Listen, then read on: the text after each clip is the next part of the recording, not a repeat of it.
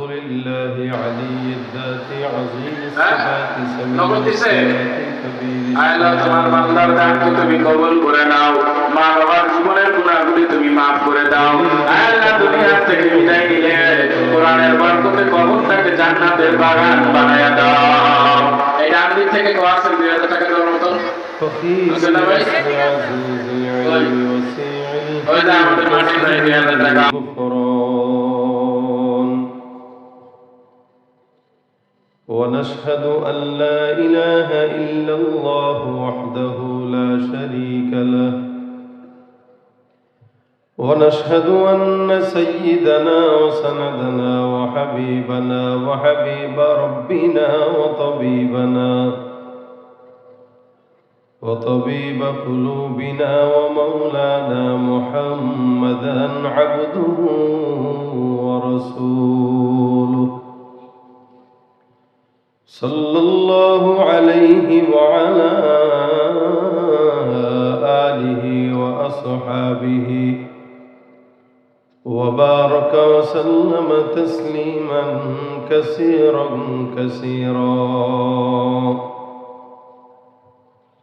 الذي أرسله الله تعالى بالحق بشيرا ونذيرا وداعيا إلى الله بإذنه وسراجا منيرا. أما بعد فأعوذ بالله من الشيطان الرجيم. بسم الله الرحمن الرحيم. وأن استغفروا ربكم ثم توبوا إليه يمتعكم متاعا حسنا إلى أجل مسمى. صدق الله مولانا العظيم وصدق رسوله النبي الكريم. وقال النبي صلى الله عليه وسلم: التائب من الذنب كمن لا ذنب له. وقال عليه الصلاة والسلام: من لزم الاستغفار جعل الله له من كل هم فرجا ومن كل ضيق مخرجا ورزقه من حيث لا يحتسب، أو كما قال عليه الصلاة والسلام. وقال تعالى: إن الله وملائكته يصلون على النبي يا أيها الذين آمنوا صلوا عليه وسلموا تسليما. زبان كل شكل درود شريف پڑھی. اللهم صل على محمد وعلى آل محمد كما صليت على إبراهيم وعلى آل إبراهيم إنك حميد مجيد. اللهم بارك على محمد وعلى آل محمد كما باركت على وعلى آل إبراهيم إنك حميد مجيد. আলহামদুলিল্লাহ, আল্লাহ পাকের দরবারে লাখ কোটি শুকর ও সুজুদ।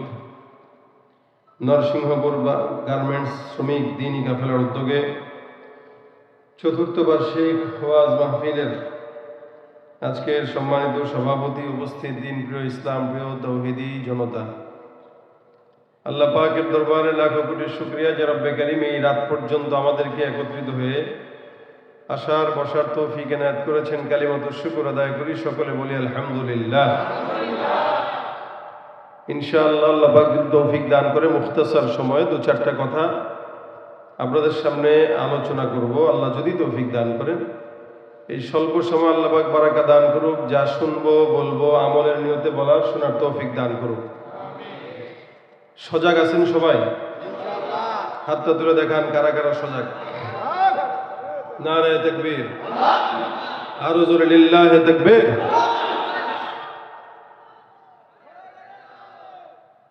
সজাগ থাকবেন তো শেষ পর্যন্ত? ঘুমাবেন না? কারা কারা ঘুমাবেন হাত তুলেন। সবাই সজাগ থাকবেন ইনশাআল্লাহ। সজাগ যদি থাকেন ওয়াজও হবে, ফাঁকে দু একটা গজলও হবে। শুনতে রাজি আছেন? কোনো ভয় আছে? এক সময় বাংলাদেশে আলোচনা করতে গেলে অনেক নেতাদের দিকে চাওয়া লাগতো, এখন আপাতত কারো দিকে তাকানো লাগে না, তবে ভবিষ্যতেও তাকানো লাগবে। কি ঠিক না? আপনারা না বলতেছেন, এটাই বাস্তবতা। বাংলাদেশের এই এত বছরের স্বাধীনতার পর থেকে আজ পর্যন্ত দেশের সরকারের পরিবর্তন বারবার ঘটেছে, শান্তি আসে নাই। এক সরকার গিয়েছে, আরেক সরকার এসেছে, আরেকটা গিয়েছে, আরেকটা এসেছে। ক্ষমতার পালা বদল দেখেছি, শান্তির দেখা আমরা পাই নাই।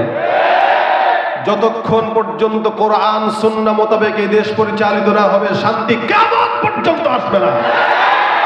কারণ যারা আসে যারা যায় তারা সবাই সমান, ঠিক কিনা ধরে কর? এই জন্য মুসলমান আমাদের দেখা শেষ, এখন সামনের বাংলাদেশ কোরআন সুন্নাহর বাংলাদেশ, ঠিক কিনা ধরে বলেন? কে কে শেষ করেছি, সবার দেখা হইল শেষ, দেখতে দেখতে গোল্লায় গেল আমার সোনার বাংলাদেশ। একে একে সব দেখেছি, সবার দেখা হইল শেষ, দেখতে দেখতে গোল্লায় গেল আমার সোনার বাংলাদেশ। পারবেন গাইতে? দেখতে দেখতে গোল্লায় গেল, দেখতে দেখতে গোল্লায় গেল আমার সোনার। কেউ দিল না সবাই নিল, আমরা যে গলুর বলদ, সারা বছর নেয় না খবর, নির্বাচনে খুব দরদ। কেউ দিল না সবাই নিল, আমরা যে গলুর বলদ, সারা বছর নেয় না খবর, নির্বাচনে খুব দরদ।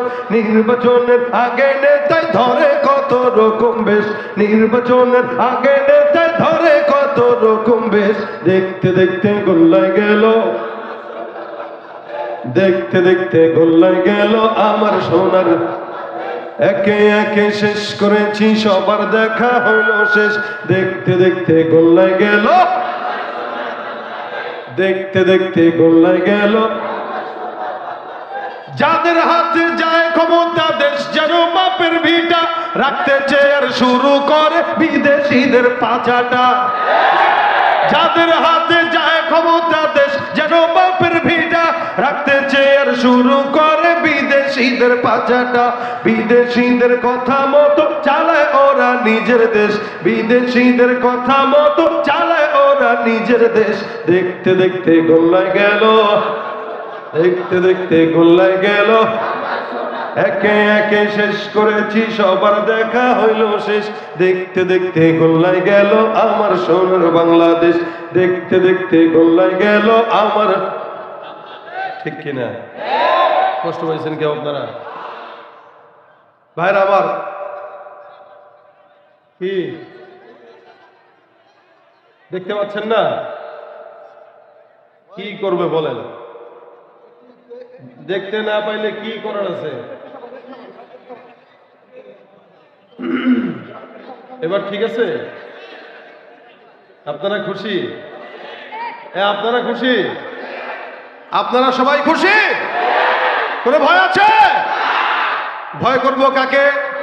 জবান না খুলে কাকে? লড়াইয়ের ওই ময়দানেতে যেতে তোমাকে হবে, প্রয়োজনে সব রক্তটুকু জমিনেই ঢেলে দেবে।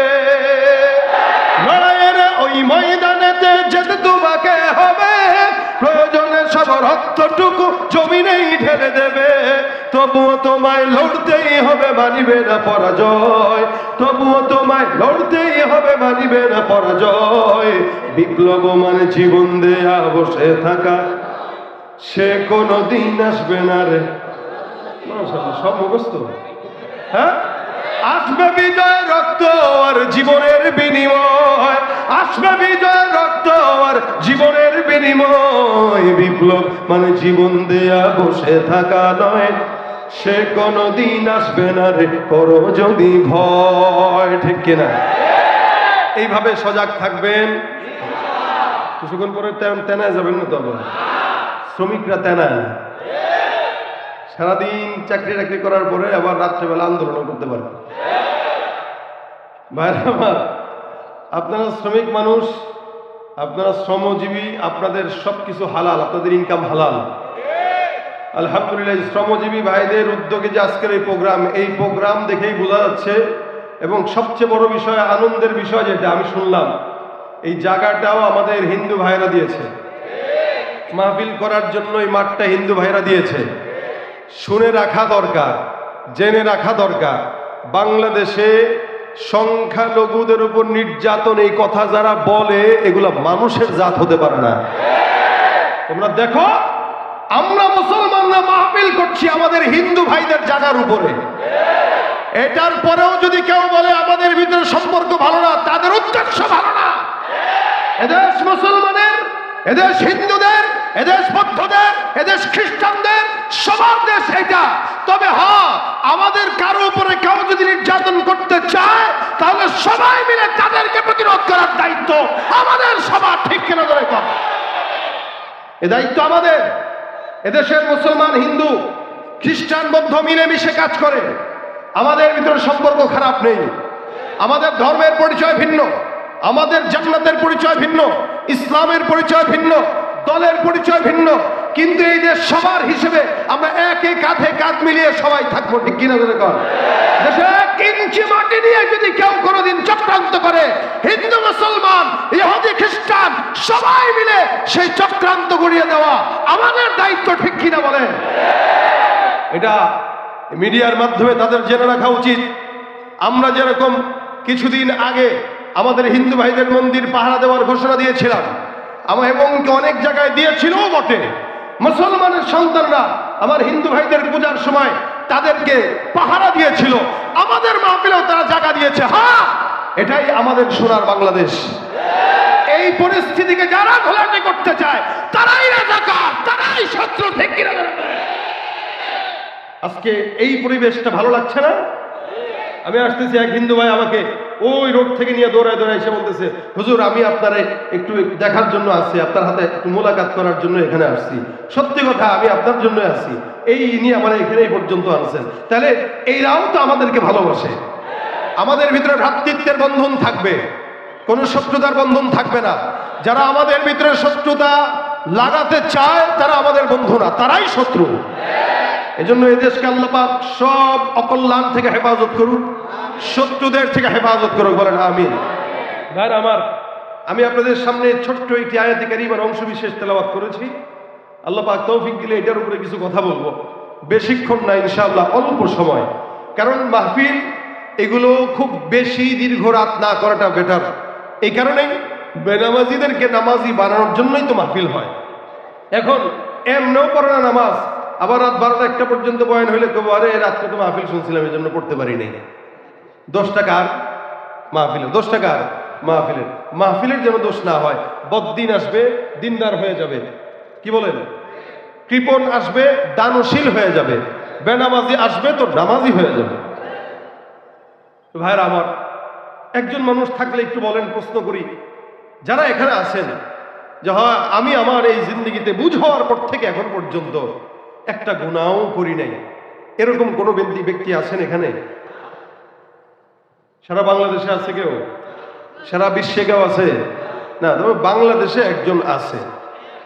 বাংলাদেশে একজন আছে, এই তো নাম তো শুনছেন। আমরা কতদিন আগে একটা ইউটিউবের ভিডিওতে দেখেছি আব্দুল লতিফ সিদ্দিকী, আসলে কাজ্জাবি। সে বলছে আমি আল্লাহ পাকের নিয়ামত আশা করি, আল্লাহ পাকের নিয়ামত পাই, এই জন্য আমি শুকরিয়া করি, কিন্তু আল্লাহর কাছে আমি ক্ষমা চাই না, কারণ আমি গুনাহই করি না। সুবহানাল্লাহ না কবি? কত বড় পীর আমরা এই দেশে পেয়েছি, হ্যাঁ? এই পীর আউলিয়ার দেশ, এটা লতিফ সিদ্দিকীর মতো পীরদের দেশ। ভাই, দাড়ি একটু রাখলেই পীর হওয়া যায় না। বাংলাদেশ এমন দেশ যে দেশে দাড়ি কাটা পীরও আছে। কথা বলেন ঠিক না? এই দেশে আমরা এরকম পীরও দেখেছি যারা ঘুম থেকে উঠলেই জায়নামাজ খুঁজতেন। কথা বোঝেন নাই? বুঝলে বুঝ পাতা, না বুঝলে ওটা খারাপ। আমরা এরকম পীরও দেখেছি যারা ঘুম থেকে উঠলে জায়নামাজ আর কোরআন খুঁজতেন, কিন্তু এরাই আবার আলেমদেরকে বেড়ি পড়িয়ে জেলখানা ঢুকাই দিতেন।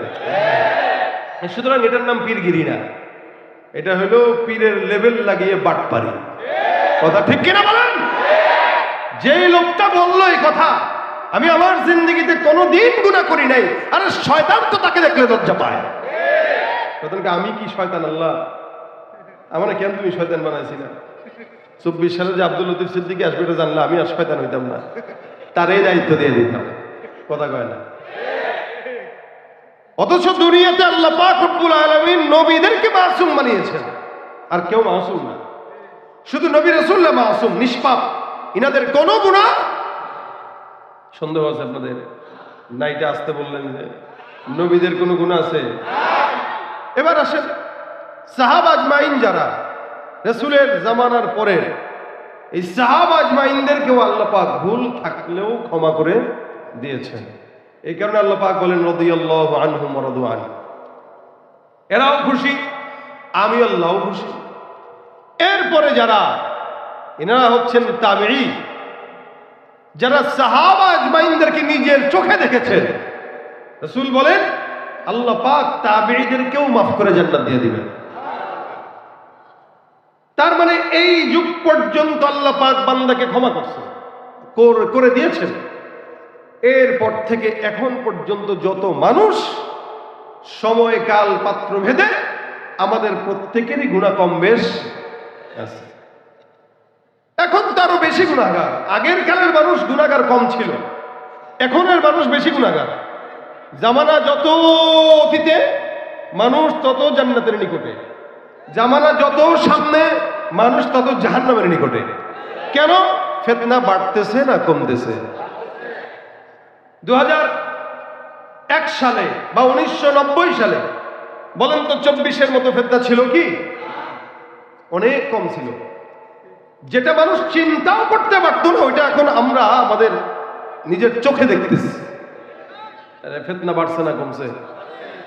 এই জন্য আল্লাহ পাক রব্বুল আলামিন বলেন والسابقون السابقون أولئك المقربون في جنات النعيم سلة من الأولين وقليل من الآخرين।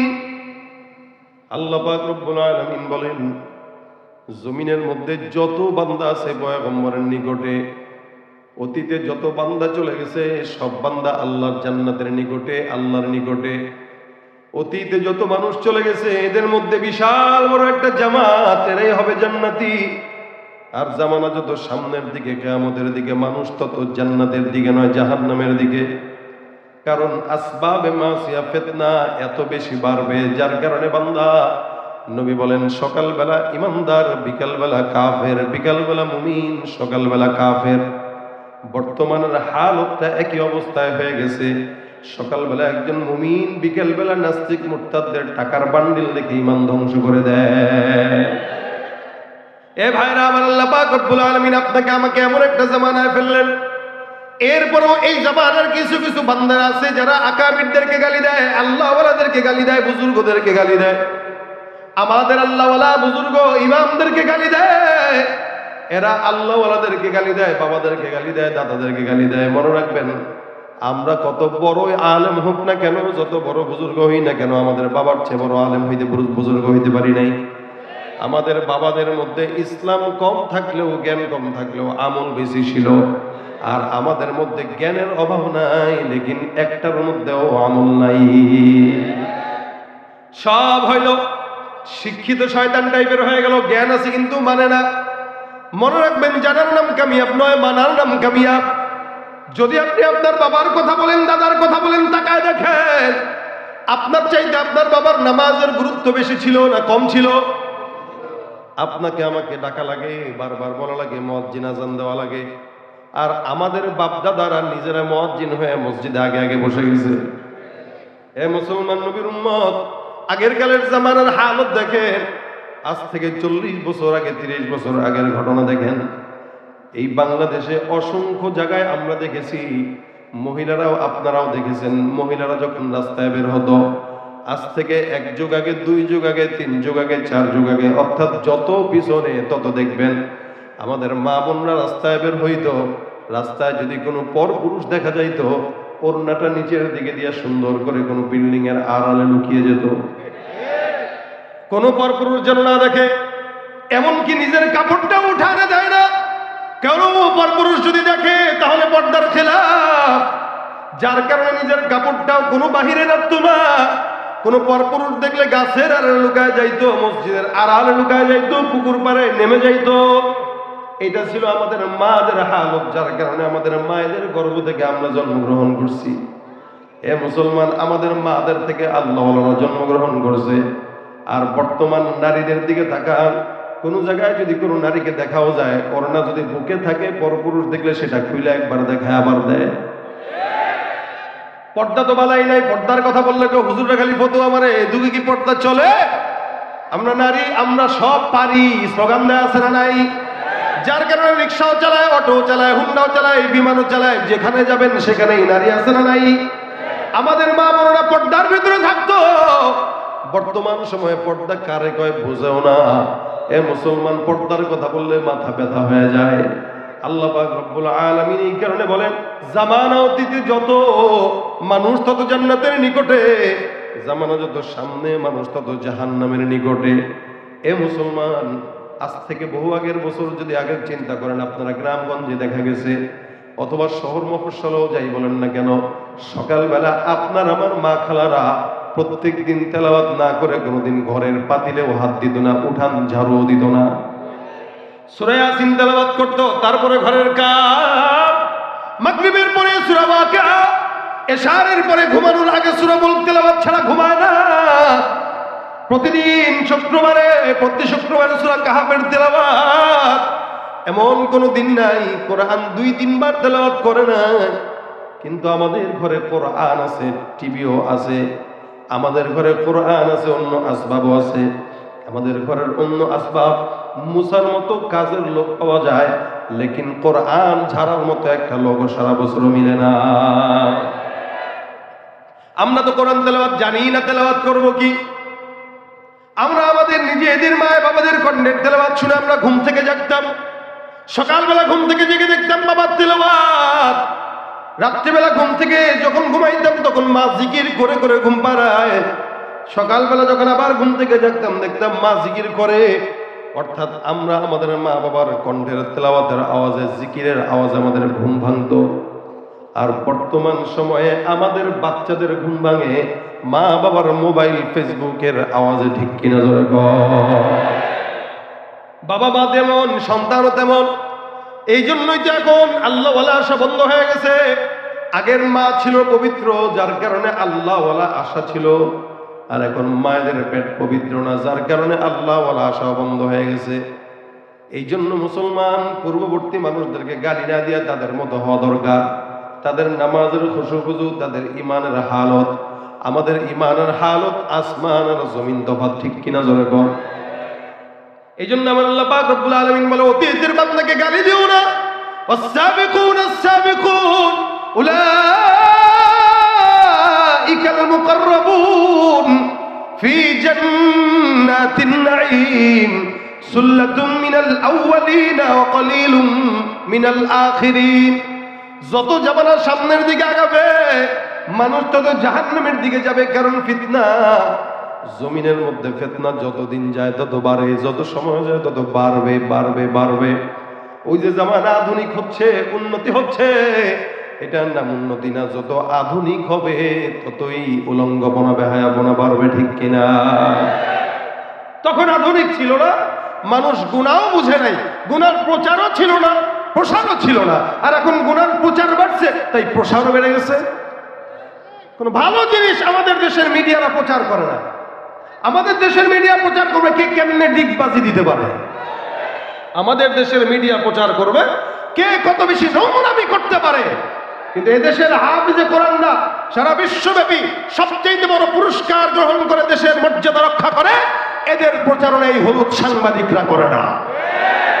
তাহলে ভালোর প্রচার হবে কিভাবে? প্রসারও বা ঘটবে কিভাবে? প্রচার করতেছে কোন জায়গায় কোন বাবা তার মেয়েকে ধর্ষণ করেছে, এটার প্রচার। নাউযুবিল্লাহি মিন যালিক। এটার প্রচার যখন হয় তো শয়তান তো এটার প্রসারকেও বাড়িয়ে দেয়। এজন্য নেক কাজের প্রচার করেন, যেন নেক কাজের প্রসার বাড়ে। গুনাহের কাজ জানলে আল্লাহর হাবিব বলেন এটা গোপন রাখো, আল্লাহও তোমার গুনাহ গোপন রাখবে। আর আমাদের সমাজের মানুষ কোন গুনাহ জানলে এটার প্রচার করে, লিঙ্ক ছড়ায় দেয়। আমরাও বলি ভাই মেসেঞ্জারের লিঙ্কটা একটু দেন তো দেখি। এই হাল আমাদের, এই কারণে তো গুনার প্রসার বাড়তেছে। আমার আল্লাহ পাক রব্বুল আলামিন বলেন জামানা যত সামনে আগাবে গুনার দিকে আগাবে, মানুষ তত জাহান্নামের দিকে যাবে। এরপরও ফিতনার জামানায় 2024 সালে এসেও যদি কেউ কয় আমি গুনাহ করি না, ওর মতো শয়তান নালায়েক বেহায়া নির্লজ্জ কেউ হতে পারে না, ঠিক কিনা? যেখানে আমিরুল মুমিনিন হযরত ওমর কত বড় একজন সাহাবী, যার ব্যাপারে পয়গম্বর বলেন লাউ কানা বাদি নবী লাকানা ওমর ইবনুল খাত্তাব। আমার পরে কোন নবী যদি আসতো, তাকায় দেখো ওমরের দিকে, ওমরের নবুয়তি মেজাজ, ওমরের নবুয়তি মেজাজ। ওমর আমার পরে নবী হওয়ার যোগ্যতা রাখে, ওমরকেই আল্লাহ পাক রব্বুল আলামিন নবী বানায় দিতেন। ওই ওমরের ঘটনা শুনেন। হুযায়ফা ইবনুল ইয়ামান রাদিয়াল্লাহু তাআলা আনহু অনেক বড় একজন সাহাবী। আল্লাহর নবী সাল্লাল্লাহু আলাইহি সাল্লাম তার কাছে মুনাফিকের লিস্টটা হযরত হুযায়ফার কাছে দিয়েছেন। হুযায়ফা জানতো কে মুনাফিক কে ঈমানদার, হুযায়ফার কাছে ছিল, যার কারণে হুযায়ফা সবাইকে বুঝতো এটা মুনাফিক, এটা মুনাফিক, ওইটা মুনাফিক, লিস্টই তো তার কাছে। আমাদের বর্তমান সময় তো আলহামদুলিল্লাহ আমরা মুমিন যদিও দাবি করি, কিন্তু অধিকাংশ বান্দা মুনাফিক, ঠিক কিনা ধরে কন? কথা একটা, মুখে একটা, অন্তরে একটা। হুযায়ফা জানতো এটা মুনাফিক, এটা মুনাফিক, এটা ওমর জানে। ওমর একদিন এসে ডাক দিয়ে বলে হুযায়ফা, তোমার কাছে নাকি আল্লাহ রাসূল সাল্লাল্লাহু আলাইহি ওয়াসাল্লাম মুনাফিকের লিস্টে দিয়েছেন, বলো তো আমি ওমরের নামটা কি মুনাফিকের খাতায় আছে? এমন একজন সাহাবী, ওমরের মতো একজন সাহাবী ডাক দেয়া কয় আমার নামটা কি মুমিনের খাতায় নাকি মুনাফিকের খাতায়? যে ওমরের ব্যাপারে নবী হওয়ার মতো যোগ্যতার বর্ণনা আসছে, যে ওমর অর্ধজাহানের খলিফা, তিনি মাঝে মাঝে বলতেন যদি আল্লাহ কাউকে জান্নাতে দেয় আমি হব সে ওমর, কারণ জান্নাতে যাওয়ার মতো যোগ্যতা যা দরকার আল্লাহ আমাকে দিছে। আর যদি জাহান্নামে যাওয়া লাগে তাহলে আমার তো এমন গুনাহ, আমাকে আল্লাহ পাক হয়তো জাহান্নামে দিবে। এটাকেই বলা হয় ঈমান। আল ঈমানু বাইনাল খাউফি ওয়ার রাজা। ঈমানটা বান্দার পোক্ত যখন থাকবে তখন বান্দা বলবে জান্নাতে যদি যাওয়া লাগে আমি যাব ইনশাআল্লাহ, আর যদি জাহান্নামে দেওয়া লাগে আমার মতো গুনাহগার কেউ নাই, আমাকেই জাহান্নামে দিবে। হযরত ওমর ডাক দিয়া বলেন হুযায়ফা দেখো আমার লিস্টটা কি মুনাফিকের খাতায় নাকি ঈমানদারের খাতায়? হুযায়ফা ডাক দিয়া কয় ওমর আল্লাহ রাসূলের থেকে নিষেধ, কার নাম কোন জায়গায় আছে বলা যাবে না, দয়া করে মাফ করে দেন। আমিরুল মুমিন চাইলে জোর করে নামটা জানতে পারতেন মুনাফিক নাকি মুমিন, কিন্তু জোর করেন নাই। ওমর বাসায় যায়, একদিন যায়, 2 দিন যায়, 3 দিন যায়, ওমরের ঘুম আসে না।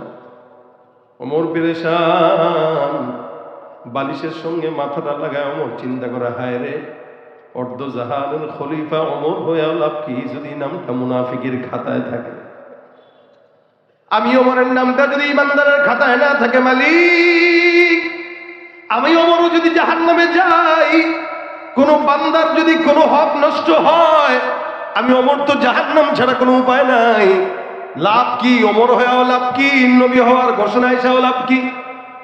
অমরের চোখের মধ্যে ঘুম নাই। একদিন যায়, 2 দিন যায়, 3 দিনের মাথায় অমর ডাক দেয়া বলে, হুযায়ফা। রাত্রিবেলা গভীর রাত দরজার মধ্যে টোকা দিয়া বলে, হুযায়ফা আমি অমর। হুযায়ফা দরজা খুলে বলে, আমিরুল মুমিনিন, ব্যাপারটা কি? এত গভীর রাতে আপনি আমার কাছে কেন আসলেন? আপনি নিজেই যদি একবার বলতেন আমি আপনার কাছে চলে যেতাম। কি দরকারে আসছেন? অমর ডাক দেব, হুযায়ফা আমার নিজস্ব প্রয়োজনে আমি তোমার কাছে আসলাম। মনে রাখবা, একটা প্রশ্নের জবাব তুমি আমাকে যদি দাও, আমি এখান থেকে আবার চলে যাব। যতক্ষণ জবাব না দিবা আমি অমর তোমার ঘরের দুয়ার ছাড়বো না।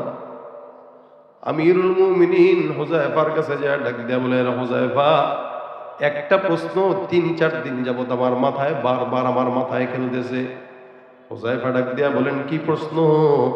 ওমর ডাক দিয়া বলেন, হুযায়ফা আমি ওমর ইন্তেকালের পর আমার জানাজা তুমি পড়বা কিনা? আমি কি ইমানদার নাকি মুনাফিক এটা আমার জানা নাই। আমার লাশের জানাজা তুমি হুযায়ফা পড়বা কিনা বলো। হুযায়ফা ডাক দিয়া বলে, আমিরুল মুমিনিন কি বলতেছেন? আপনার মতো একজন সাহাবী যার ব্যাপারে আল্লাহর হাবিব সাল্লাল্লাহু আলাইহি ওয়াসাল্লাম বর্ণনা করলেন, যাকে শয়তান দেখলে ওই রাস্তায় হাঁটে না।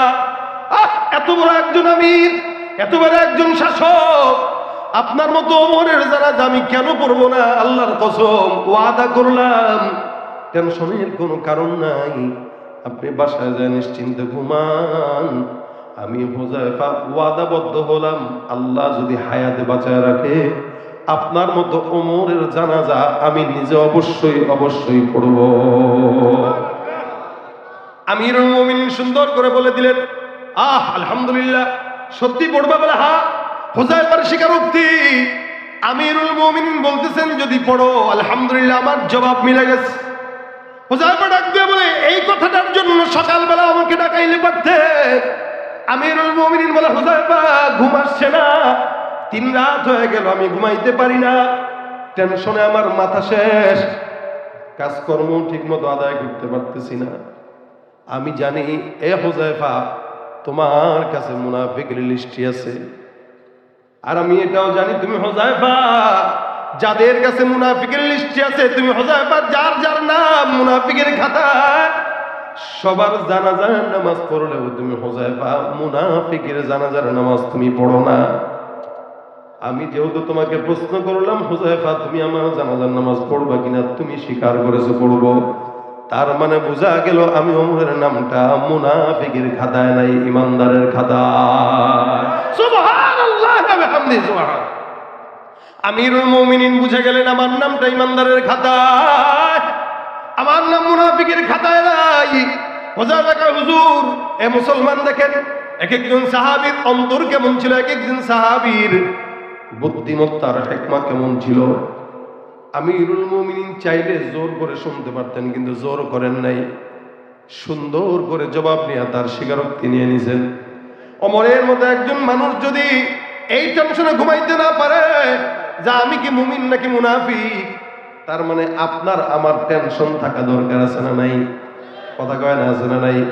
যেখানে আমিরুল মুমিনিন দুনিয়াতে থাকতেই জান্নাতি হয়ে গেছে, দুনিয়াতে থাকতে প্রত্যেকটা সাহাবী জান্নাতের সনদ পেয়ে গেলেন, এরপরও টেনশন মালিক কি জান্নাতে দিবে নাকি জাহান্নাম। সেখানে আপনার মতো আমার মতো এতজন বান্দা 24 ঘন্টা গুনাহ করার পরও আমরা বলি আমি পাপ করি নাই। এ মুসলমান নবীর উম্মত, আল্লাহ পাক রব্বুল আলামিন বান্দাকে মাফ করার ক্ষমতা দিয়ে মাফ করার জন্য ঘোষণা দিয়েছেন, যার কারণে আখির নবীর উম্মত হলাম। এই আখির নবীর উম্মত হওয়ার কারণে আল্লাহ পাক মাফের ঘোষণা দিয়েছেন। নয়তো যে অন্যায় বাংলাদেশে চলে, এই অন্যায়ের উপর এই দেশ এখনো পর্যন্ত টিকে থাকতো না, ঠিক কিনা? আমাদের দেশের গুনাহ বেশি, অন্যায় বেশি, অত্যাচার বেশি। শুধুমাত্র আখিরি জামানার পয়গম্বর ইন্তেকালের আগে আল্লাহকে ডাকছেন, আল্লাহ আমি দুনিয়ার জমিন থেকে বিদায় হয়ে যাব, আল্লাহ আমার উম্মতদের কি হবে মালিক? আমার রব্বে করিম ডাক দিয়ে বলে, পয়গম্বর আপনার উম্মতদের হালত এমন, জমিনের মধ্যে আপনার উম্মতটা থাকবে।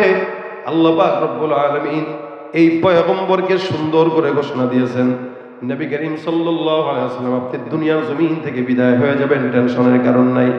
আপনার যত বান্দা আনেওয়ালা বান্দার জমিনের মধ্যে আসবে, আমার আল্লাহ পাক রব্বুল আলামিন সব বান্দাদেরকে জান্নাত পর্যন্ত নিয়ে যাওয়ার দায়িত্ব আল্লাহর কাছে নিয়ে নিছে। সুবহানাল্লাহ ওয়া বিহামদি সুবহানাল্লাহ। কি নাম? কালু।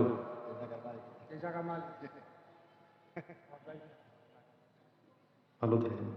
হ্যাঁ, আচ্ছা, ঠিক আছে ভাই, বসেন, এখানে বসে যান। ভাইরা আমার, ওনাদের জন্য আল্লাহর তরফ থেকে হেদায়েতের দোয়া, জোরে বলেন আমিন। ওনাদের জন্য আল্লাহ, আমাদের তরফ থেকে আল্লাহ পাকের কাছে হেদায়েতের দোয়া, স্বচ্ছতার দোয়া, জোরে বলেন আমিন। ভাইরা আমার, দেখেন আমার পয়গম্বর মুহাম্মদুর রাসূলুল্লাহ সাল্লাল্লাহু আলাইহি ওয়াসাল্লাম সারা দুনিয়ার জন্য রহমত, ঠিক কিনা বলেন তো? সারা দুনিয়ার জন্য রহমত। নবী বলে গেছেন, আল্লাহ আমার উম্মতদের কি হবে? আল্লাহ পাক স্পষ্ট বলেছেন, রাসূল আপনি টেনশন নিয়েন না। দেখেন ভাই আমার দিকে, প্রত্যেকটা উম্মত যারা গুনাহ করার সাথে সাথে আল্লাহ পাক আযাব দিয়ে ধ্বংস করে দিবেন। আপনাকে আমাকে আল্লাহ পাক ধ্বংস করেন না কেন জানেন? আল্লাহর নবী দোয়া করেছেন, আল্লাহ এই উম্মতকে আমি একা রেখে চলে যাচ্ছি, আপনি এমনি এমনি ধ্বংস করেন না।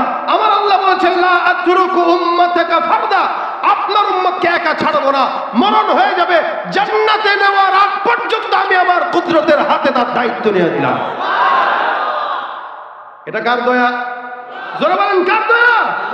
তুমি পারো করতে মোচন অভাব দুঃখী লোকে, তুমি পরম মুক্তিদাতা মালিকে জগতের, তোমার কাছে চাই যে পানা আমরা প্রতিদিন, তোমার দয়ায় পূর্ণ আমার সারা নিশিদিন।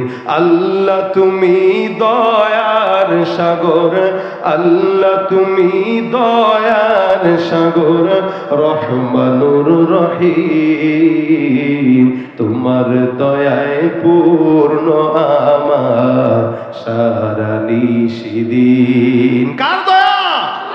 বেঁচে আছি কার দয়ায়?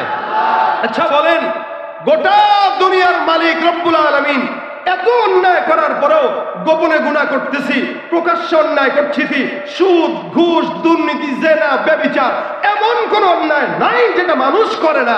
আচ্ছা বলেন, সৃষ্টিকর্তা আল্লাহ পাক রব্বুল আলামিন আপনাকে আমাকে বানানোর পরে এই সমস্ত কিছু জানে কি জানে না?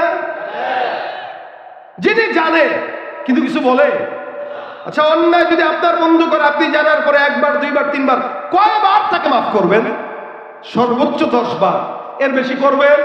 কিন্তু যেই মালিক এতবার গুনাহ করার পরেও মালিক দয়া করে খাবার সামনে দিয়ে দিচ্ছেন, খা, সেই মালিকের দয়া কি বেশি না কম? মায়ের চেয়ে বেশি না কম? এলাকার মধ্যে চাকরি করেন, মাসের মধ্যে 30 দিন ডিউটি, 10 দিন যদি কেউ চাকরি না করে বেতন বন্ধ, কাটে না? কাটে না? 20 দিন চাকরি করলো, 20 দিনের বেতন দিবে, 10 দিনের বেতন কাটা। আল্লাহ পাক আপনাকে আমাকে একটা দায়িত্ব দিছে না নাই? নামাজ পড়বা, রোজা রাখবা, হজ করবা, যাকাত দিবা, মানুষের সঙ্গে ভালো ব্যবহার করবা। যে তোমার সঙ্গে, নবী বলেন, যে তোমার সঙ্গে খারাপ আচরণ করে তার সঙ্গে তুমি ভালো আচরণ করো। কেউ যদি তোমাকে আঘাত দেয় তার জন্য তুমি হেদায়েতের দোয়া করো। এটাই ইসলাম, ঠিক কিনা? এই মুসলমান, এত কিছু আল্লাহ নবী আল্লাহ পাক আদেশ দিয়েছেন, এরপরও আমরা মানি না, নামাজও ঠিক মতো পড়ি না। আমার মাওলা যদি চাইতো, এ বান্দা তোরে আমি চাকরি দিলাম, ঠিক মতো চাকরি না করার কারণে সকালবেলার খাবারটা বন্ধ করে দিলাম, দুপুরে নামাজ না পড়ার কারণে দুপুরের খাবার বন্ধ, রাতের নামাজ না পড়ার কারণে রাতের খাবারও বন্ধ। মাওলা যদি চাইতো খাবার বন্ধ করতে পারতেন কি পারতেন না?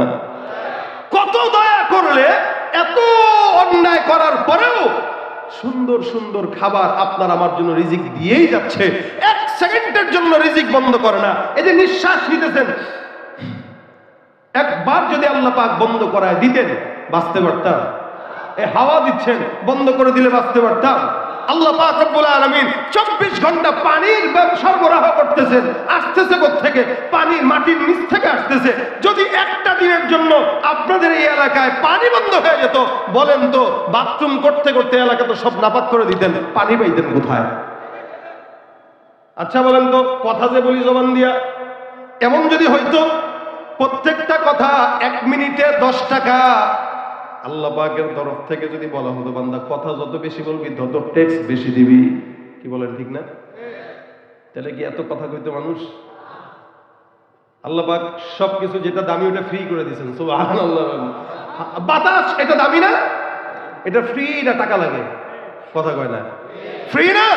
আল্লাহ পাক যেটাকে যত গুরুত্বপূর্ণ, আল্লাহ জানে এই গুরুত্বপূর্ণ জিনিস বান্দা টাকা দিয়ে কিনতে পারবে না, এটা ফ্রি সার্ভিস দেওয়া লাগবে। সুবহানাল্লাহ। হাওয়াটা ফ্রি, আগুন টাকা লাগে না, ফ্রি। আপনারা গ্যাস কিনেন, গ্যাস, আগুনটা দিচ্ছেন কে? গ্যাস আনলেন, যদি না জ্বালানোর পরে না জ্বলতো কি করতেন বলেন? তা আগুন আল্লাহ পাক ফ্রি দিয়ে দিচ্ছেন, মাটি ফ্রি দিয়ে দিচ্ছেন। এই যে এখানে বসলেন, জমিন, এই জমিনের মালিক একজন, ঠিক আছে, কিন্তু এই বাঁশগুলো যখন গাড়তেছেন, জমিন যদি বলতো একটা বাঁশ গাড়বা 1000 টাকা দিবা, কি বলেন? জমিন কথা বলতে পারে? এক সময় তো বলবে, কি বলেন? এক সময় তো বলবে। তো জমিন যদি আল্লাহ পাক জমিনের আওয়াজ দিত, কথা বলতে পারতো, আর জমিন যদি বলতো 1 2 3 4 5 6 7, মনে করেন এখানে 50টা বাস করছেন, এই 50টা বাসের জন্য আমার আগে 50,000 টাকা দেন, তারপরে ভাই আমি অনুমতি দিব, তাহলে আপনার আমার বাসা বাড়ি করার মতো ক্ষমতা ছিল না। আল্লাহ ফ্রি দিয়ে দিচ্ছে। জবান দিয়া কথা বলা লাগে, জবানকে ফ্রি দিয়েছেন, তাও কত ফ্রি দেখেন। এই জবান দিয়া বান্দা ইবাদত করবে কার? জবান দিয়া ডাকবে কাকে? সুবহানাল্লাহ, আলহামদুলিল্লাহ, লা ইলাহা ইল্লাল্লাহ, আল্লাহু আকবার। আচ্ছা বলেন তো, জবান দিয়া যত কথা বলি, মানুষের চোখের ব্যথা আছে না নাই? কানের ব্যথা আছে না নাই? মাঝে মাঝে কপালের ব্যথা করে, কি করে না? আমার ছোট্ট পিচ্ছে একদিন ডাক দিয়ে আব্বা কপালের ব্যথা করে। আমি তো কপাল আছি, আবার ব্যথা কোন জায়গায়? একসময় আমরাও মনে করতাম যে মাথা আবার কোন জায়গায় ব্যথা করে, কিন্তু মাথা ব্যথা আছে না নাই? হাতের ব্যথা হয়, পায়ের ব্যথা হয়, পেটের ব্যথা হয়, মাথার ব্যথা হয়, পিঠের ব্যথা হয়। এ মুসলমান খুব বুঝবেন, আল্লাহ পাক রব্বুল আলামিন বান্দাকে যে জবান দিয়েছেন, জবানটা এমন গুরুত্বপূর্ণ জবান, বান্দার হাত ব্যথা হয়, পা ব্যথা হয়, বা কপাল ব্যথা হয়, নাক ব্যথা হয়, কিন্তু মাগাল বান্দা আর ডাকিস না, ভেজাল লাগে। বরং আমার আল্লাহ ডাক দেয়া বলে, ফাযকুরুনি আযকুরুকুম, ফাযকুরুনি আযকুরুকুম। বান্দা আমাকে তুমি ডাকো, তারপরে আমি আল্লাহ তোমাকে ডাকবো। সুবহানাল্লাহ। আয় মুসলমান নবীর উম্মত, এক বান্দা মাজুসি মূর্তি, কি বলে, সূর্য পূজা করে, গাছের পূজা করে, আগুনের পূজা করে, অগ্নি পূজকদেরকে মাজুসি বলে।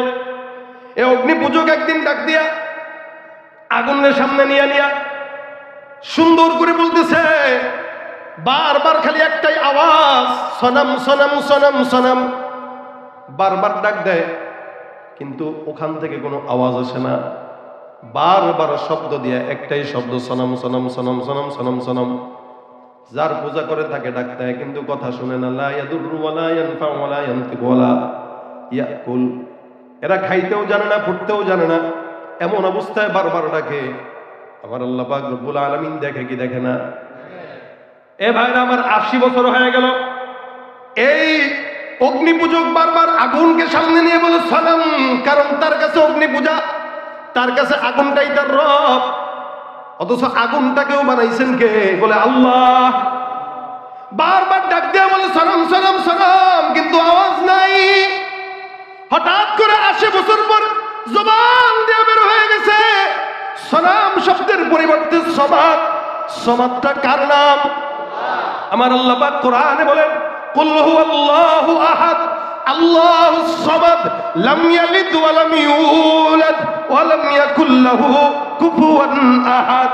আমার আল্লাহ পাক রব্বুল আলামিন আসমানে ওই বান্দা সনম সনম সনম বলে সামাদ, আসমান থেকে গাইবে আওয়াজ। আমার আল্লাহ রাখতে বলে, লাব্বাইকা ইয়া আবদি, হে আমার বান্দা বল তুই এত বছর পর্যন্ত বারবার মূর্তিরে ডাকলি, মূর্তি কোনোদিন জবাব দেয় নাই। অগ্নি পূজা করলি, জবাব দেয় নাই। অমুকরে ডাকলি, জবাব দেয় নাই। রাত্রিবেলা চেয়ারম্যানরে ডাকে, জবাব দেয় না। মেম্বাররে ডাকে, জবাব দেয় না। অমুক জায়গায় জায়গায় নেতারা ডাক দেয়, জবাব দেয় না। কিন্তু আমার আল্লাহ ডাক দেয়, আমার বান্দা যায় নামাজটা বিছায় দাও, আর শুধু সুন্দর করে 2 রাকাত নামাজ পড়ে রাখো। আল্লাহ, আমার আল্লাহ পাক রব্বুল আলামিন বলে, বান্দা তুই প্রশ্ন করতে দেরি, আমি মালিক জবাব দিতে দেরি করি না। বান্দেগানে খাস আল্লাহ মুল গুয়ুব দরজা জানে জাওয়াসিসুল কুলুব জমি সরশবু এ পিরাহন শনিদি চরাদর চাহে কিনানস নদীদি। বন্ধুকে এ মুসলমান মায়ের গর্ভ থেকে এই পর্যন্ত যিনি দয়া করছেন, গুনাহগুলো সব জানে, এরপরেও কিচ্ছু বলে না। আমি যে কোন জায়গায় অন্যায় করলাম, কার সঙ্গে মিথ্যা বললাম, ওজনে কাকে কম দিলাম, ঠকাইলাম কাকে, মিথ্যা বললাম কার সঙ্গে, কাকে আঘাত দিলাম, অন্যায়ভাবে কার জায়গা চুরি করলাম, কাউকে কষ্ট দিলাম, এই সমস্ত অন্যায় আল্লাহ জানে কি জানে না? এরপরেও কিছু বলেনি। কত দয়াময় আল্লাহ! বান্দা কোটি কোটি গুনাহ করার পরেও আমার আল্লাহ পাক রব্বুল আলামিন বান্দাকে ক্ষমা করে দেয় একটা শব্দের মাধ্যমে। কি? নবী বলেন, বান্দা যদি একবার পরে আস্তাগফিরুল্লাহ, আমার আল্লাহ বান্দার সমুদ্রের ফেনা পরিমাণ গুনাহ থাকলেও সব গুনাহ আল্লাহ পাক মাফ করে দেয়।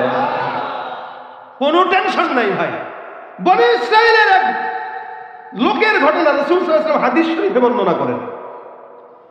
বনি ইসরাইলের এক লোক একটা নয়, দুইটা নয়, 99টা খুন করছে। কয়টা খুন করছে ভাই? 99টা খুন। আলহামদুলিল্লাহ আমরা কেউ খুন করি নাই। করছেন আপনারা? কেউ করি নাই। খুন করলেও কয়টা করছে? হয়তো একটা দুইটা করছে। রাজনৈতিক কোন্দলে আমাদের দেশে খুনাখুনি হয়। 99টা খুন করার পরে একজনের কাছে গেছেন, যায় ডাক দিয়া কয়, হুজুর আমি আর অন্যায় করলাম, মাফ পাবো কিনা? কয়টা খুন করছে বলে? 99টা। হ্যাঁ বেটা তাড়াতাড়ি ভাগ, 99টা খুন করলে আল্লাহ পাক ক্ষমা করবে না। সন্ত্রাস 99টা খুন করার পরে মেজাজ গরম হয়ে গেছে। কয় হুজুরে পাই কি, মাফ যদি না পাই তোরেও তো রাখবো না। চাকু একটা পকেটের মধ্যে ছিল, বাইর করে হুজুরও মেরে ফেলছে। এখন হয়েছে কয়টা? সেঞ্চুরি হয়ে গেছে। সেঞ্চুরি করার পর এখন মাথা নষ্ট। হায় হায় হায়, 100টা ছিল না, 99টা ছিল, একটা কম ছিল। এখন 99টা করার পর একটা বাড়ছে, তার মানে গুনাহ আরও বাড়ছে। আবার দৌড় দিয়া একটা আলেমের কাছে যায়, এটা বলে, হুজুর অন্যায় তো 99টা করছিলাম, আরেকজনের কাছে গেছিলাম, সে বলে মাফ পাবো না, তারাও মেরে ফেলছি। আপনার কাছে আসলাম, বলেন তো 100টা খুনের ক্ষমা আল্লাহ পাক মাফ করবে কিনা গুনাহ? আলেম ডাক দিয়া বলে, আমার আল্লাহ পাক রব্বুল আলামিন বান্দার টেনশন নাই। গুনাহ 100টা করছো, 1000 কোটিও যদি করো, তোমার গুনাহ যেখানে শেষ, আমার মাওলার দয়া সেখানে শুরু। বান্দা গুনাহ করতে করতে ক্লান্ত হবা, আল্লাহ পাক ক্লান্ত হয় না। এ মুসলমান, ওই বান্দা ডাক দিয়া কয়, কি করণীয়? বলে, এখান থেকে রওনা দাও, অমুক এলাকায় একটা আলেম আছে, তার কাছে যাবা, তওবা করে সুন্দর করে আল্লাহর কাছে ক্ষমা চেয়ে নিবা, আল্লাহ পাক মাফ করে দিবে। উদাহরণস্বরূপ এখানে তার বাসা, সাভারে তার বাসা, আর তওবার দরজা হলো মনে করেন বগুড়া। এখান থেকে রওনা দাও, 100 কিলোমিটার যাওয়ার পর একজন আলেমকে দেখবা, তার কাছে ক্ষমা চাইবা। আল্লাহর বান্দা গোসল করে পবিত্র হয়ে রওনা হয়ে গেছে। যাবে কয় কিলো? 100 কিলো। যেতে যেতে যেতে যেতে 40 কিলো যায়। আমার মাওলা ডাক দিয়া বলে, ইদা জা আজালুহুম লা ইস্তাখিরুনা সাআতাও ওয়া লা ইস্তাকদিমুন। এ বান্দা, যখন নাকি হায়াত শেষ হয়ে যায়, আর কোনো জায়গা নাই। বান্দার হায়াত যেখানেই শেষ, সেখানেই মউত। এ দুনিয়ায় আপনার বাবা আগে আসবে, আপনার দাদা আগে আসবে, তারপরে আপনি আসবেন। দাদা, বাবা, ছেলে, নাতি, সিরিয়াল আসার আছে, যাওয়ার সিরিয়াল নাই। জমিনের মধ্যে বান্দা যাওয়া এমন একটা অবস্থা, কে আগে যাবে কে পরে যাবে এটার কোনো গ্যারান্টি নেই, কিন্তু আসবে তারপরে একটার পরে একটা। এই বান্দাটা রওনা হয়ে গেছে। যেতে যেতে 40 কিলোমিটার যাওয়ার পর আল্লাহ পাক হায়াত শেষ করে দিয়েছে। মউত হয়ে গেল। এখন আর ফেরেশতারা টেনশনে পড়ে গেছে। জান্নাতের ফেরেশতা ডাক দেয়া বলে, মালিক, এই বান্দা গুনাহগার, বান্দাকে জান্নাতে নিব নাকি জাহান্নামে নিব? জাহান্নামের ফেরেশতা আছে, জান্নাতের ফেরেশতা আছে। জান্নাতের ফেরেশতারা ডাক দেয়া বলে, বান্দা জান্নাতি, কারণ বান্দা অন্যায় 100টা করলেও তওবার জন্য দৌড় দিছিল। হায়াত যদি থাকতো বান্দা আল্লাহর কাছে কি চাইতো? মাফ চাইতো। হায়াত নাই, এই কারণে মাফও চাইতে পারে নাই। আবার জাহান্নামের ফেরেশতারা ডাক দেয়া বলে, মালিক, এই বান্দাটা গুনাহ করছে 100টা, সুতরাং বান্দার তওবা ছাড়া বান্দা কোনোদিন জান্নাতে যেতে পারবে না, বান্দার জন্য জাহান্নাম। দুই দলের মাঝখানে ঝগড়া লেগে গেছে। জান্নাতের ফেরেশতা কয় জান্নাতে যাও, জাহান্নামের ফেরেশতা কয় যাও জাহান্নামে। আমার মাওলা ডাক দেয়া বলে, ফেরেশতা, আমার বান্দা জান্নাতে যাবে নাকি জাহান্নাম, এটা আমি আল্লাহ পাক রব্বুল আলামিন এমনি বলবো না। একটা কাজ করো, বান্দা বাসা থেকে তওবা পর্যন্ত রওনা। তওবার রাস্তা যদি বান্দার দীর্ঘ হয়, এই বান্দা সোজাসুজি জান্নাতে চলে যাবে। আর যদি রাস্তা লম্বা না হয়, তাহলে বান্দা জাহান্নামে যাবে। আসলে 100 কিলোমিটার রাস্তার মধ্যে বান্দার রাস্তা ছিল মাত্র 40 কিলোমিটার গেছে। কোনোভাবেই বান্দা জান্নাতি হতে পারে না। রাস্তা যদি মোটামুটি 60 কিলো হয়তো জান্নাতি হয়ে যাইতো, কিন্তু রাস্তা কম বেশি না। আমার মাওলা ডাক দেয়া বলে, ফেরেশতা, এই বান্দার একটা কাজ করো, বাসা থেকে তওবার রাস্তা পর্যন্ত মাপা শুরু করে দাও। বান্দার রাস্তা যেদিকে বেশি হবে সেদিকেই বান্দা জান্নাত অথবা জাহান্নামে যাবে। রাস্তা কম অনুযায়ী বান্দা জাহান্নামে যাওয়ার কথা, জান্নাতের রাস্তায় যাওয়ার কথা না। এদিক দিয়ে আল্লাহ কয় যাও, ফেরেশতারা জান্নাতের রাস্তা মেপে দাও। আল্লাহ পাক রব্বুল আলামিনের ফেরেশতারা জান্নাতের রাস্তা মাপে। আর জমিনকে ডাক দেয়া বলে, হে জমিন, আমি আল্লাহ পাক রব্বুল আলামিন আদেশ করে দিলাম, যাও বান্দার রাস্তাটা, তওবার রাস্তাটা, বান্দার জন্য জান্নাত পর্যন্ত জমিন তুমি দীর্ঘ হয়ে যাও। বলেন তো, আল্লাহ পাক বান্দাকে মাফ করার ইচ্ছা আছে না নাই? বনি ইসরাইল জামানার নবীর উম্মত 100টা খুন করার পরে যদি আল্লাহ এই ইস্যু দ্বারা করে বান্দারে মাফ করতে চায়, আপনি আমি মুহাম্মাদুর রাসূলুল্লাহ সাল্লাল্লাহু আলাইহি ওয়াসাল্লামের উম্মত হইয়া জান্নাত যদি না পাই, কপাল পোড়া আর কেউ হতে পারে না। এ ভাইরা আমার, দেখেন এবার রাস্তা মাপা শুরু হয়ে গেল। ফেরেশতারা মাপে আর মাপে, মাপে আর মাপে, মাপে আর মাপে। হঠাৎ করে তাকায় দেখে বান্দার রাস্তা সোজা জান্নাতের গেট। এক রাস্তা জান্নাতের গেট পর্যন্ত যায়। আমার আল্লাহ পাক ডাক দেয়া বলে, বান্দার রাস্তা কোথায়? আল্লাহর ফেরেশতারা বলে, মালিক, বুঝলাম না, রাস্তা ছিল কম, বাড়লো কেমনে? আমার আল্লাহ কয়, বান্দার নিয়তের কারণে বান্দার রাস্তা জান্নাত পর্যন্ত চলে গেছে। এই বান্দার রাস্তা যেদিকে, বান্দারে সেদিকে জান্নাত দিয়া দাও। জান্নাত চির সুখেরই ঘর, জান্নাত চির সুখেরই ঘর, ওগো জানতে যদি তুমি, মায়া ঘেরা রঙিন পৃথিবী নয় তো সুখের খনি। জান্নাত পাওয়ার সহজ পথ সে তো শহীদ মরণ। জান্নাত পাওয়ার সহজ পথ সে তো শহীদ মরণ। শহীদ হলে খুদার রাহে, শহীদ হলে খুদার রাহে, তবে জান্নাত পাবে তুমি, মায়া ঘেরা রঙিন পৃথিবী নয় তো সুখের খনি। আল্লাহু আকবার। কষ্ট হইতেছে? এ মুসলমান, দেখেন বনি ইসরাইল জামানার একজন বান্দা আল্লাহর নবী সাল্লাল্লাহু আলাইহি ওয়াসাল্লামের উম্মত না হওয়ার পরেও যদি জান্নাতে যেতে পারে, আপনি আমি আখির নবীর উম্মত হয়ে অবশ্যই অবশ্যই জান্নাতে যাব ইনশাআল্লাহ। ইনশাআল্লাহ করে বলেন, ইনশাআল্লাহ। ভাই, হ্যাঁ, জান্নাত তো অবশ্যই যাব, তবে যদি কিছু ময়লা থাকে গুনাহের, পরিষ্কারের জন্য হয়তো সাময়িক জাহান্নামে দিতেও পারে। কারণ জান্নাত পবিত্র জায়গা, এই পবিত্র জায়গায় অপবিত্র কোনো কিছু গায়ে থাকবে আর ঢুকাবে, এটা হতে পারে। এই জন্য ভাইরা আমার, আল্লাহ পাক বলেন ওয়াস্তাগফিরু রাব্বাকুম সুম্মা তুবু ইলাইহি, তোমরা ইস্তিগফার করো তোমাদের রবের কাছে, তারপরে তাওবা করো। ইস্তিগফার কি? সকালবেলা অন্যায় করলাম, আল্লাহ মাফ করে দাও, এটা ইস্তিগফার। আস্তাগফিরুল্লাহ বলেন, আস্তাগফিরুল্লাহ। যা গুনাহ করলাম সব আল্লাহ তুমি মাফ করে দাও, আস্তাগফিরুল্লাহ। এ মুসলমান, এরপরে বলেন তওবা করো। তওবা কি? বলে আল্লাহ আজকে যে গুনাহ হয়ে গেছে কালকে আর হবে না, এটা হলো তওবা।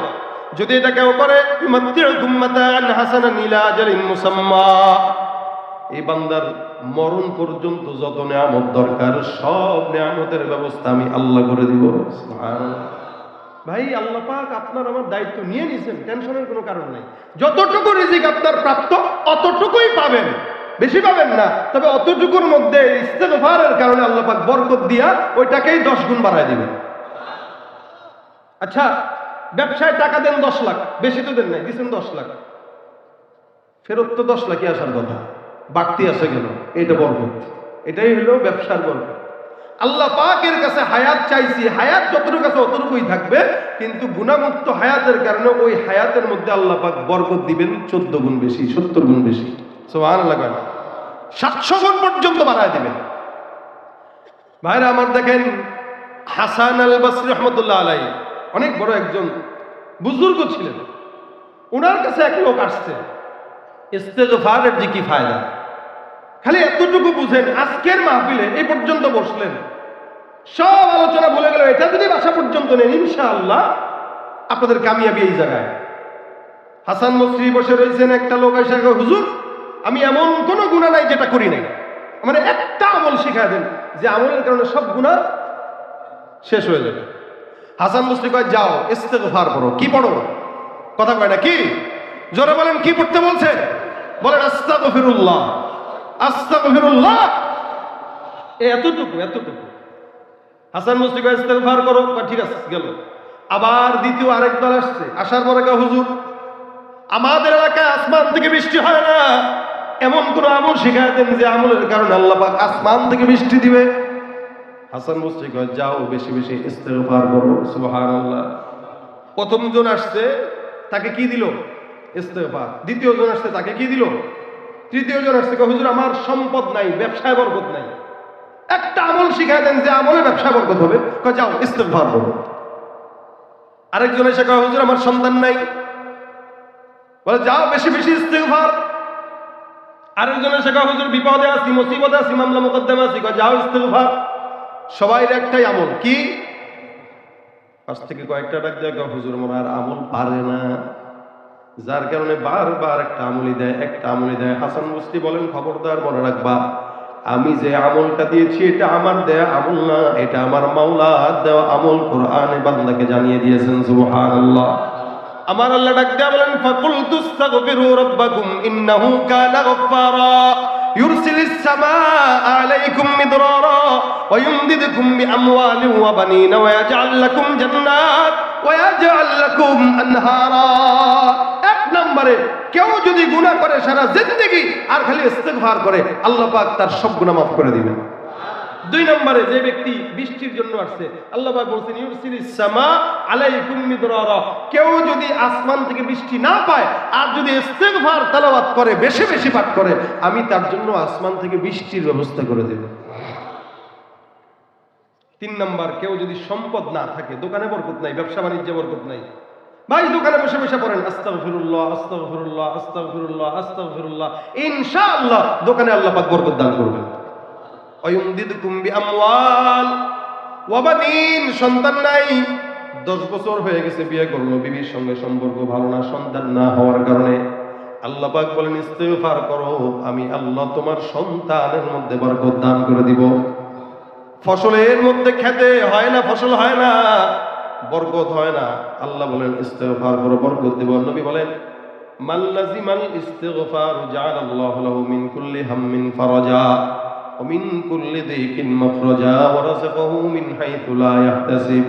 কেউ যদি তার জবানে ইস্তিগফার উঠায় নেয়, যত প্রকার অকল্যাণ, বিপদ, মুসিবত, পেরেশানি, সব পেরেশানি থেকে দূর করবেন কে? আর রিজিক এমন জায়গা থেকে দিবে আপনি কল্পনাও করতে পারবেন না।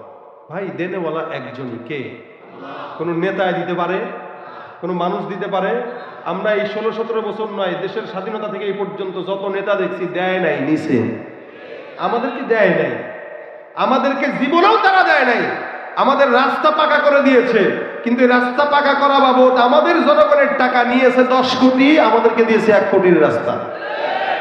আমাদের পকেট থেকে তারা টাকা নিয়ে আমাদের মাথার কাঁঠাল ভেঙে তারা চুরি করে পাসপোর্ট ডাবল করে ধরা খেয়ে পালিয়ে গিয়েছে, আমাদেরকে নেয় নাই।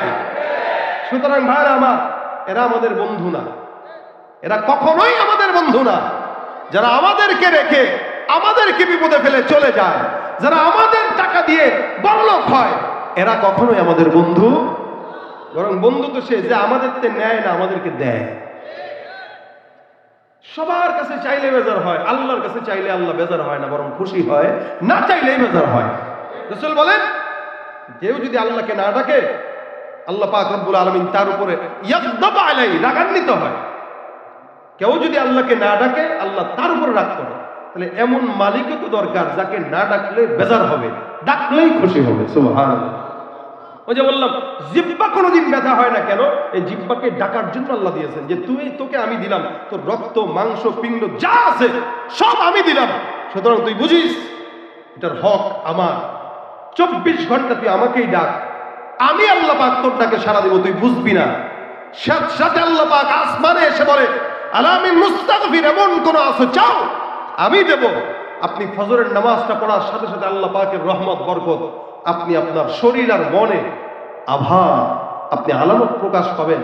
সব মুনাফিকরা ফজরের সময় ঘুমায়, কিন্তু আপনি সকালে ফজরের নামাজটা পড়ে একটু হাঁটবেন, দেখবেন আপনার অন্তরের মধ্যে আলাদা প্রশান্তি কাজ করতেছে। কেন জানেন? ফজরের নামাজের সময় সব আল্লাহর গোলামরাই জাগে, বেঈমানরা জাগে না। বেঈমানরা ঘুমায়, আল্লাহ পাক ওই সময় বান্দাকে রহমত দেয়। আপনি আমি আল্লাহর রহমত না নেওয়ার কারণে আমার রহমতটা পাহাড়ের চূড়ায় দিচ্ছে, আমার রহমতটা সমুদ্রে দিচ্ছে, পাহাড়ের গাছে দিচ্ছে, তারা উর্বর হচ্ছে, আর আমরা না খায়া শুকাইতে শুকাইতে মরতেছি। কেন? আমাদের বরকত আমরা নিতে পারি না। এজন্য জবান দিয়ে যতক্ষণ হায়াত আছে, যতদিন হায়াত আছে, জিকির একটা উঠান, ইস্তেগফার। সম্পদ দরকার, সন্তান দরকার, বিপদ মুক্ত হওয়া দরকার, আপনার সমস্ত ঝামেলা থেকে মুক্ত হওয়া দরকার। আপনার বিবি কথা শুনে না, সন্তান কথা শুনে না, গুনাহমুক্ত হওয়া দরকার, কত কি দরকার। প্রত্যেকটা জিনিসের আমল একটা, আস্তাগফিরুল্লাহ। আজকের এই মাহফিল থেকে 10 জন যদি এই নিয়ত করে যান যে আমি ইস্তেগফারের আমল আজকে থেকে করব, আজকে থেকে করব, ইনশাআল্লাহ আল্লাহ তাকে সবকিছু দিবেন। ভাই এই শুনেন, বুঝেন, আমাদের এই জায়গায় আজকের এই মাহফিলে আমাদের হিন্দু ভাইরাও আছে না, মুসলমান ভাইরাও আছে। মুসলমান ভাইদের গুনাহ মাফ করা দরকার আছে কিনা? নাই, আছে। আর আমাদের হিন্দু ভাই যারা আছে, এরা সবাই তো বড় লোক হইতে চায়, চায় না? আপনারাও চান না? বলেন তো, এই দুনিয়ায় বড় লোক হইতে চায় না কে? সবাই চায়। তাহলে আমি সবাইকেই বলবো, কারো যদি গুনাহ মাফ হওয়া দরকার না থাকে, সে টাকার জন্য চাক, সন্তান নাই তার জন্য চাক, বিপদ আছে তার জন্য চাক, আপনি যেই কিছুতেই চাবেন সেটাই আল্লাহ পাক আশা পূরণ করে দিবেন। শব্দ কতটুকু?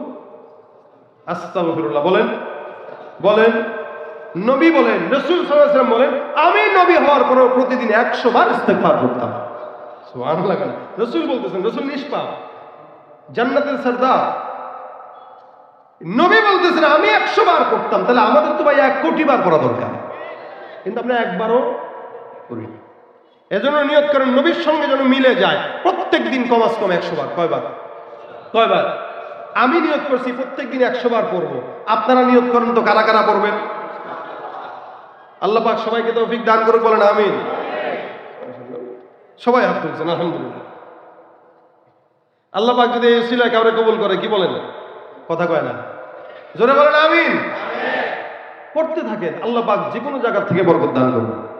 বিপদ, মুসিবত, সন্তান কথা শুনছে না, বিবি কথা শুনতেছে না, ঘরের ভিতরে ঝামেলা, পারিবারিক সমস্যা, যত সমস্যা সমাধান একটাই, আস্তাগফিরুল্লাহ। নেতার কাছে না দৌড়ায় আস্তাগফিরুল্লাহ করেন, তাহলে বাস। আমাদের এই সমাজে নেতা কর্মীরা যারা আছে, 100-র ভিতরে 90 জনই খারাপ, 10 জন মোটামুটি ভালো। সুতরাং এদের পিছনে দৌড়ায় সময় নষ্ট করার কোনো যুক্তিকতা নাই। যার পিছনে দৌড়াইলে লাভ আছে তার পিছনে দৌড়ান। হায়াত অল্প সময়ের, এই হায়াতের মধ্যে আল্লাহ পাক রব্বুল আলামিনকে যত চিনবেন ততই কল্যাণ, আর যত ভুলবেন ততই অকল্যাণ। আল্লাহ তাকে আমাদেরকে চিনার তৌফিক দান করুন, বলেন আমিন। মাওলার এশকে জলে আগুন, নিভাইলে যে নিভে না, পুরে পুড়ে ছাই হইল এই যে পাগলের সিনা, পুরে পুরে ছাই হইল এই যে পাগলের সিনা, ধরা দিয়ে দাও না ধরা,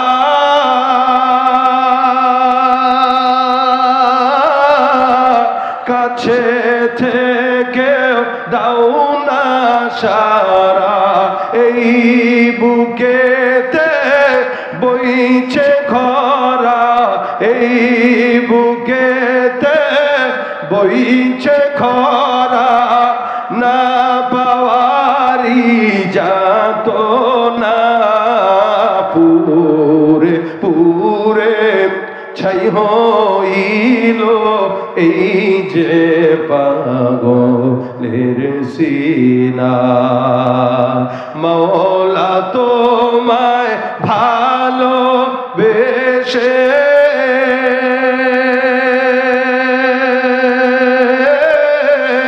কলিজা পুড়ে গন্ধ আসে, আমি তোমার নূরে যাব মিশে, তোমার নূরে যাব মিশে, দূরে ঠেলে দিও না, পুরে পুরে ছাই হইল এই যে পাগলের সিনা, পুরে পুরে ছাই হইল এই যে পাগলের সিনা। আল্লাহর প্রেম সবার হৃদয় ঢুকায় দেয়, জোরে জোরে আমিন। বাসা পর্যন্ত কি নিব বলেন সবাই? নিজেরা পড়বেন, বিবিকে পড়াবেন, সন্তানকে পড়াবেন, যা দরকার চাবেন, ইনশাআল্লাহ দিবেন কে?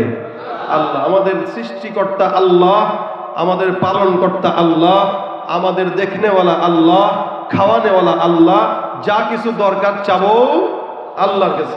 আল্লাহ পাক তার গোলামি করে আমাদেরকে জমিন থেকে বিদায় হওয়ার তৌফিক দান করুক, বলেন আমিন। সকলে পড়েন তো আস্তাগফিরুল্লাহ রাব্বি মিন কুল্লি যামবি ওয়া আতুবু ইলাইহি, আস্তাগফিরুল্লাহ রাব্বি মিন কুল্লি যামবি ওয়া আতুবু ইলাইহি। এতটুকুন শব্দ যতটুকু মান জানেন, দোকানে বসে আছেন, কোথাও যাচ্ছেন, আপনার কাজ আছে, গাড়ি চালাইতেছেন, অফিস আদালতে বসে আছেন, হাতের কাজ আছে, পায়ের কাজ আছে, জবানের কোনো কাজ নাই। জবানের কাজ রাখবো একটাই, আস্তাগফিরুল্লাহ আস্তাগফিরুল্লাহ। গীবত, শিকায়াত, পরনিন্দা, প্রতিহিংসা, মানুষের সঙ্গে শত্রুতা সব বাদ দিয়ে যখন সময় হয় ইস্তিগফার। আল্লাহ পাক আমাদের পড়ার তৌফিক দান করুক। আর এই কাফেলার ভাইদের জন্য দোয়া করবেন, যারা আজকের সুন্দর একটি আয়োজন উপহার দিয়েছে। ওনাদের একটা চিন্তা আছে, এখানে একটা ওনাদের জন্য নিজস্ব যারা একটা কবরস্থান, একটা মসজিদ, একটা মাঠ, একটা মাদ্রাসা ইনারা করবে। আমাদের আজকের সম্মানিত সভাপতি সাহেব, ওনার বাবা আমি শুনলাম অনেক দানবীর ছিলেন, অনেক ভালো মানুষ ছিলেন। আল্লাহ ওনার বাবাকে জান্নাতুল ফিরদাউস দান করুক, ওনাকে আল্লাহ নেক হায়াতের সাথে সুস্থতার হায়াত দান করুক। সকলে বলেন আমিন। যেই নিয়তটা ওনারা করছেন, এই সব নিয়তটাকে আল্লাহ পাক কবুল করুক। সকলে বলেন আমিন। দুরূদ শরীফ পড়ুন। আল্লাহুম্মা সাল্লি আলা সাইয়্যিদিনা ওয়া নাবিয়িনা ওয়া শাফিঈনা ওয়া হাবিবিনা